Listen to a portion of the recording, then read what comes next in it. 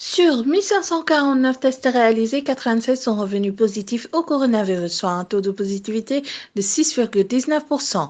Il s'agit de 80 cas contacts suivis et de 16 cas issus de la transmission communautaire répartis comme suit. Dakar Plateau 3, Sacré-Cœur 3, 1, Rufisque 1, Liberté 1, Parcelles Assainies 1, Yeumbeul 1, Mbao 1, Sicap Amitié 1, Keur Massar 1, Touba 3, Ouest Foire 1, Yoff 1.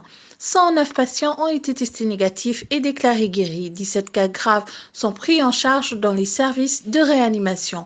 À ce jour, le Sénégal compte 3 932 cas positifs, dont 2 063 guéris, 45 décès et 1 823 encore sous traitement.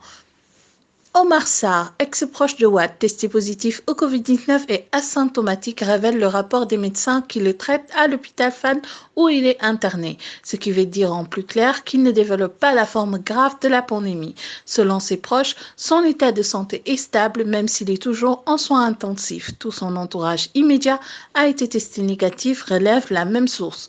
Nous y reviendrons. Le ministre de l'Éducation nationale rassure les Sénégalais malgré le report de la reprise des cours. Mamadou Talla n'envisage pas une seule fois l'idée d'une année blanche. Décollage imminent. Après 3 mois de confinement, les compagnies aériennes reprendront bientôt leur vol. Le ministre du Tourisme et des Transports aériens a annoncé une reprise progressive des voyages en avion.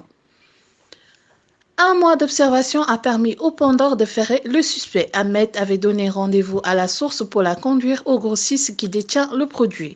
Avec 2 individus, il a embarqué dans une voiture qui a été aussitôt prise en filature par l'équipe d'observation et de surveillance appuyée par l'élément d'intervention jusqu'à la ZAC Mbao.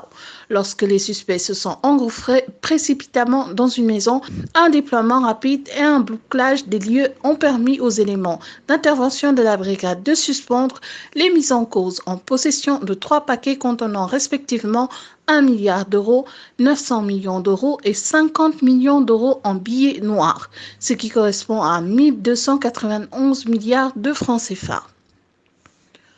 Le directeur général de l'Organisation mondiale de la santé (OMS) a annoncé la reprise des tests cliniques de l'hydroxychloroquine. L'annonce survient 9 jours après la suspension des tests suite à la publication d'une étude dans la prestigieuse revue médicale The Lancet.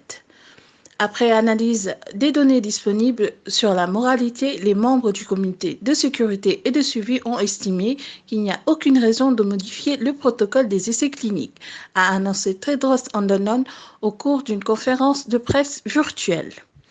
La rédaction de DakarMidi.net vous souhaite une bonne fin de soirée et vive le Sénégal.